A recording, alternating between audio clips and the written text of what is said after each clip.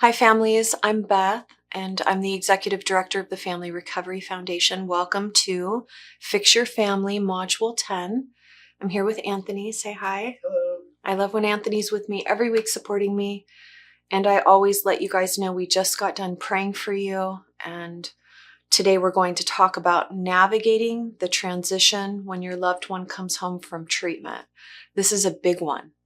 I work with a lot of families during the week that are anticipating their loved one coming home. They did the 30, 60, or 90 days, and they've got all these feelings of excitement, fear, anxiety, joy.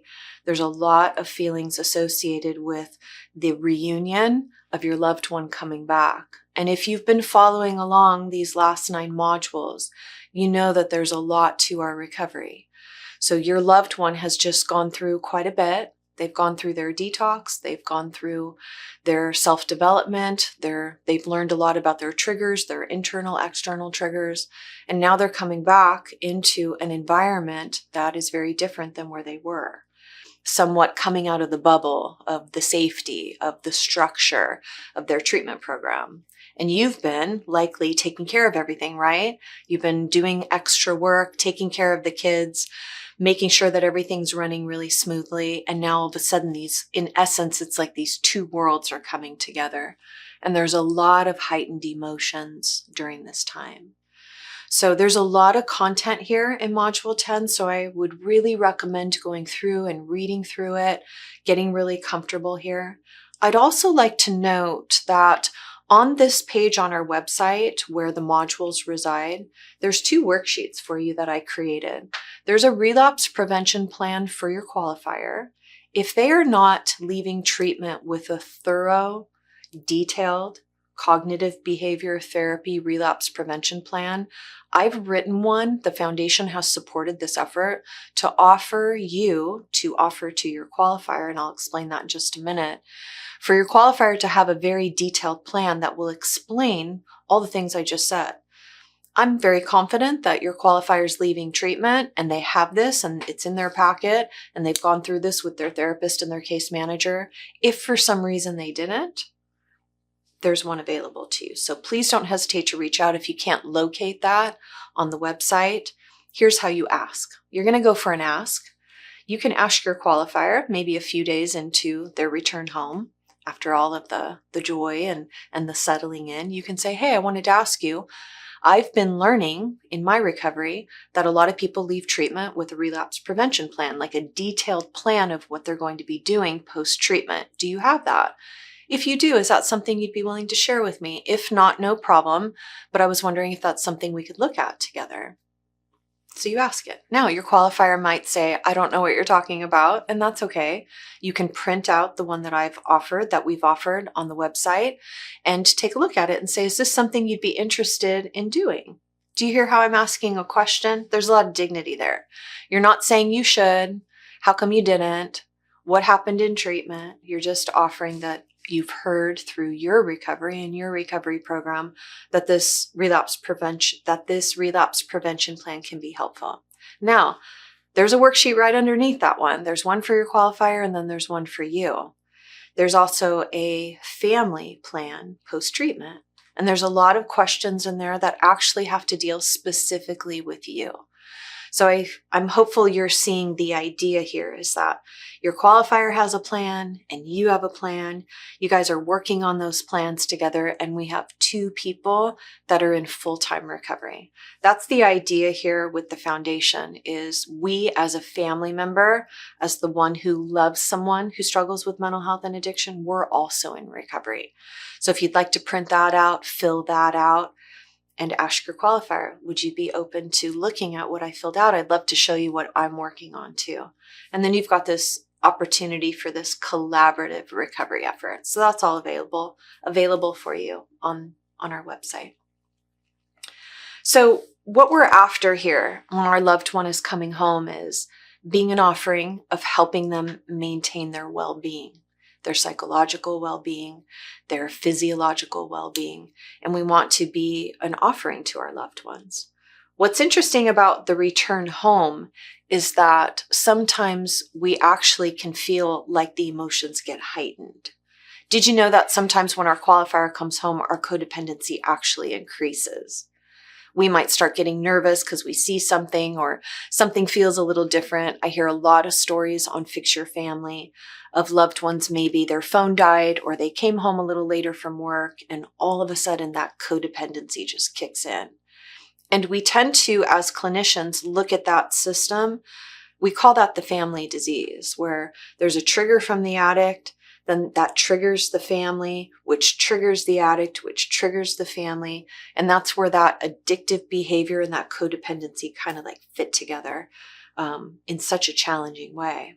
So the coming home process is something that we're wanting you to be very alert in. We're wanting you to be extremely mindful and actually upping your recovery program so that we can maintain our emotional regulation, continue to keep our codependency at bay, and really offer a new home environment when our qualifier comes home. So I'm really excited to watch you and so many families nationally have a new story when your loved one comes home, where we can offer our mindfulness, our presentness, offer our new state of being, so that as the qualifier is coming home, they're not only excited about their recovery, but they're seeing something different in you too. That's what I'm excited to watch. So when loved ones come home, you should know the research. There can be chronic stress. There can be chronic anxiety. Sometimes children are wondering how to navigate. Mom or dad's been gone. Mom's been gone for a month. Dad's been handling everything. Grandma's been handling everything. So it could be a transition time where we're wanting the whole family to have a lot of mercy for the first few weeks of your loved one coming home. You can read through some of the family impacts that we've seen historically. We also want you to know, this is an incredible statistic that's in a couple of our educations, that treatment retention and your recovery, your self-development, did you know that a family in recovery offers their loved one a 20% higher chance of staying sober? These numbers are incredible to us, which is why the foundation actually exists. Family members working a recovery program offer their loved one a 20% higher chance of staying sober. I'm sharing this in the rooms of the treatment centers that I contract with. I'm letting them know about Fix Your Family. I'm letting them know about the foundation, saying, consider asking your family to participate in recovery. It's a 20% higher chance of your long-term sobriety. So we want that. We want families to continue to work their program. We want families to really be an offering to their loved one when they come home. Your loved one likely spent 30 hours. You should know this. Maybe you don't know this. Your loved one likely spent 30 hours a week in psychological, therapeutic, and in self-development. They spent 30 hours a week.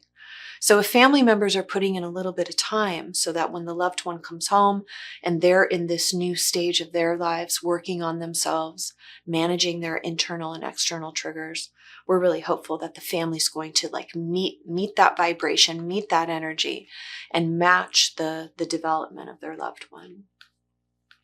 So we want there to be open communication. We also are hoping that as much as the distraction and the energy of the qualifier coming home, we still want you to stay in your lane. We still want you to keep pouring into self. We still want you to keep your routine that you had when your loved one was away. We still want you attending your Al-Anon meetings, attending Fix Your Family.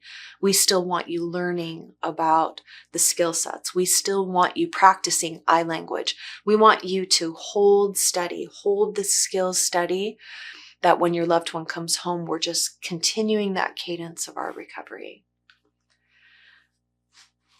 When we get to the next module, I think it's 11. When we get to number 11, I'm going to teach you a little bit about the seasons of recovery, what it looks like when your loved one's at 1 week of sobriety and when they're at 45 days, when they're at 140 days. As you move through the first few months of your loved one coming home, I want you to know that it's important to expect that there will be some highs and lows. There just will. You're going to likely see your qualifier have some days that are full of joy and maybe some days that are a little more unpleasant. And as you navigate watching your qualifier move through these moods and experience their new sobriety, it is so vital and important that you remain steady, working with your therapist, working with your sponsor, working with your friends, and the people in your community who also identify as a loved one, so that you can continue your recovery when the stakes have kind of been raised. I'm going to read a little bit of this for you. Stress and anxiety can escalate when you're navigating this new phase of recovery. And it's vital for families to learn and to practice what we call stress management techniques. Engaging in these stress relief activities like physical exercise or journaling can really help you reduce anxiety. I'd like you to be aware every single day, not just here and there. I'd like you to be aware every single day that you are now in new territory. Did you know that you and your qualifier are creating a whole new story here? A whole new story. You're in recovery and they're in recovery. The whole family now is creating a brand new life, not only for you, but at the foundation, we say, for generations to come. Are you hearing that? For generations to come, we have a new story here. We take this time very serious, very, very serious. As your qualifier is coming home, this is your new life. This is your new life. This is your new sober home.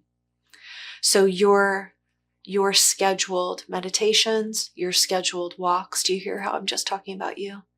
Your scheduled meetings, your scheduled therapy appointments, continuing to practice all the communication techniques will be vital to keeping the energy and the momentum of this new life.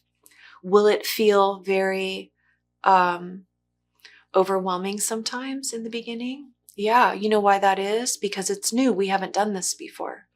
For those of you who are experiencing sobriety in your home for the first time, you're creating a whole new story. You may come from 10 generations back, 5 generations back of untreated mental health and addiction. And now, in this moment, take a beat right here. What if in this moment, you're in something that is so brand new? Maybe you're in the moment right here, right now. It's my prayer for you that you are in the thing that you've always wanted. Are you hearing that? What if in this moment, on this module, you're in the thing you've always wanted? You've wanted a sober home, and you might be sitting in it right now. And we can honor that with gratitude and joy. And how did we get here? Well, grace, of course. And we got here by tremendous mercy, God's grace, in my humble opinion. And we also decided to start working a program. Are you noticing that? Are you noticing that working a program is changing some things in your life? So we want to keep that going. When your loved one comes home, this is the time to kind of rally. This is the time to increase your I language. This is the time to offer validation. This is the time to shimmy out of old stories of conflict and create something new. So we want to raise the game, raise our development, and really come into that empowering posture of unconditional love. Here's our 2 stakes: unconditional love and tremendous boundaries. We're staying and holding steady. I wrote in here for you, and when all else fails, when all else fails, when it gets sketchy and scary and emotionally overwhelming, when it all gets like that, when it all fails, when all else fails, breathe and pause and call your sponsor. Okay. Did you know this is the same teaching I'm teaching in treatment centers? Same. It's the same for you. It's the same for your qualifier. When that mind pops off and our amygdala cracks and we're on adrenaline and we're in an unconscious PTSD episode because we've been here before, stop, breathe, and call someone immediately. Yeah, it's really important. If I've got you doing that and your loved one doing that, what happens over time is that's how we create a new story. Maybe what we used to do is our amygdala would pop. That's that fight or flight lobe in our brain, the survival mechanism. Maybe that used to pop, and we'd go find our qualifier, call them 42 times, check their phone, beg them to tell us the truth, and we would move into territory that is somewhat toxic and unproductive. But now we're doing it different, right? We're emotionally regulating. I want to let you know we have those systems in us. For every time that we had an old behavior of panic, toxic conversations, dysregulated emotions, posturing for change, inciting rebellion in our loved ones, for every moment we had that, we need to reprogram and redo into a new strategy. So in the beginning, it might feel really new. And it might feel even uncomfortable in the beginning. And why is that? It's because we're reprogramming our entire processing system in here. We're recreating a new story, and that's just going to take time. If we continue to do that over and over and over again, stop, pause, breathe, call our sponsor, call your Al-Anon sponsor, hit up someone that you can vent with and get that energy out, wait, emotionally regulate. If we continue to do that, the programming will change. And I know because science backs it, the more that we do that, this is going to get easier. And we're going to actually then become the person. It'll become who we are. It won't be as hard as we continue the process. So keep on keeping on. Keep stopping, pausing, and breathing, and call your sponsor. I'll close with letting you know that codependency can really get heightened during this time. It intensifies when the loved one comes home from treatment, and we tend to over-involve ourselves in their care. You're likely, and I only say this because I've heard it so many times, you're likely going to be wanting to manage how many meetings your loved one's going to, what they're thinking, what they're feeling, what they talked about in therapy, how long they should be in intensive outpatient treatment. I'd like to offer you a script when these things come up. A therapist can be a guidepost for you, a sponsor, your qualifier sponsor. Don't hesitate to take on the role of a partner, which is not a clinician. Did you know that? I say that in all respect. A lot of times we think we may know what's best for our qualifier, what they should be doing for their recovery. I'd really like to encourage you to observe it and allow the freedom for your loved one to navigate their recovery. We get afraid to do that. Go back to all the modules on boundaries. Pretend this is our boundaries. We get afraid to allow our qualifier their decision in what they're doing for their post-treatment because we get afraid that we're going to lose our boundaries. You guys, we never lose our boundaries, right?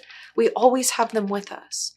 So as you're watching your qualifier make decisions on how many meetings, how often they're getting drug tested, how many, are they working the steps? Are they picking up a service? Are they continuing in outpatient care? Are they getting drug tested?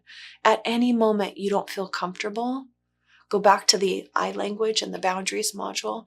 At any moment you're not feeling comfortable, you will be somewhat enticed to try to manage your qualifier.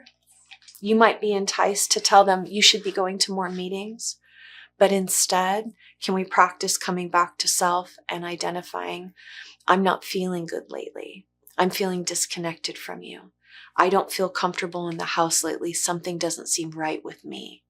We can actually stop managing and controlling our qualifier and coming back to self, working a therapy program, working a recovery program, and just watch. Just watch, allow. And if you don't feel good, you get to say that. You get to say, I'm not feeling good. And you'd like to know what the plan is in order to get the house back feeling good again. And you and your qualifier can navigate that together. So we shift managing and controlling because it will be really enticing. It will be an enticing bait for you to try to step in and let your qualifier know what they should and will be doing. And I really recommend that we shift that pattern and just stay focused on our own recovery. And what will happen is you will see the outcome easily of your qualifier's investment and treatment. You really will. It will be right there. And you can express things that would be valuable to you and meaningful to you, but we're more explaining that it's meaningful rather than telling someone what they should and what they shouldn't do. So that will likely show up in the early stages. I definitely recommend having a real strong structure in your recovery. Your loved one is leaving treatment, having been told that they should know what they're doing at 6 o'clock, at 7 o'clock, at 8 o'clock, from the moment they wake up to the moment they go to sleep. In the early stages of recovery, minimally the first 6 months to a year, it should be very structured and coming home to continue that structure. And we want that for you too. Don't hesitate to have a very structured household with clear boundaries, clear expectations, and then finally, offering a very calm and supportive home. Don't hesitate to share your heart. Don't hesitate to tell your qualifier how excited you are, how happy you are, how blessed you are with these very big decisions. Don't hesitate to share that you're excited about the new life that's being created. Don't hesitate to share that you're working a strong recovery program and you're going to be focusing on getting a quiet mind, getting positive thoughts. You're going to be focusing on getting healed and healthy, and that you're excited about not entertaining things that don't serve the family anymore. Do you hear that? You can share that with your qualifier. You can share how excited you are about this new life. And the more you continue to focus on your own recovery, then we will be watching to see how this evolves in the family. Your job is to watch, to stay steady, to offer unconditional love. And remember, you always have your boundaries with you. When we have a knowing, a very deep knowing that our boundaries are right here, they're available to us 24/7. We can sit with therapists and who can help us get the courage to implement our boundaries. And when we have our boundaries with us and we have a knowing of that, it truly gives us the opportunity to love deeply and unconditionally. I think you're watching this video because you desire that. I think you're innately wired to love deeply and unconditionally. So don't be afraid to do that. Permission to love like that. That's very spiritual. It's very holy to love like that. And you can feel good in your home. You can feel safe in your home. You can feel validated in your home. We can start creating the life that honors all of that too. So please don't hesitate to reach out if you have specific questions about what to say, what to do, how to move along this new season of your loved one coming home. You can find us at the website. I'll note it in the description of this module. Reach out specifically. You can find me there. Ask your questions. I'll be more than happy to get right back to you. That's our desire at the foundation, is to be able to help coach you and support you in real time. So you can find us on Instagram and you can personally DM me. And I look forward to getting back to you and to getting to know you, and just blessings. Like, I just pray blessings into your home as your loved one is coming back. And we're there for you. So I'll see you next time. Have a good night. Bye, guys. Bye, Anthony. Bye. Bye.